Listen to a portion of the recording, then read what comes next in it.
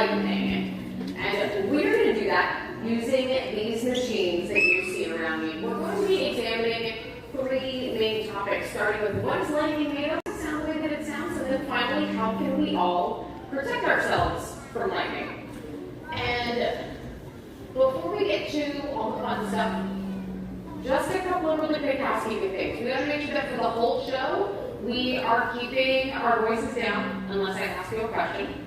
And we're keeping the red carpet, our staircase, and our doorways free of people at all times. It's just really important in case of an emergency or if someone needs to leave the lightning show.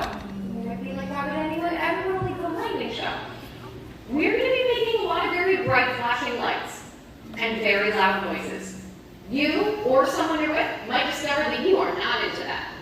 And that's okay. You are allowed to leave at any time. We're going to find out if you're into that right now because I'm going to turn on the largest machine in this theater and we're going to make some sparks. So I have just turned on our 3-story tall Van de Graaff generator.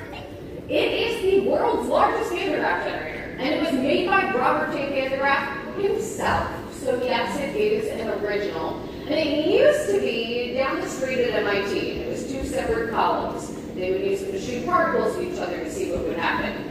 Then they moved it over to the museum, and they smushed both sides of it together.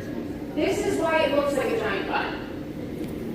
And I'm just bringing it up because literally every single one of us walked in here, and we looked at that, and we all thought the same thing. It does look like a bun. But now we are able to use it to make and study lightning.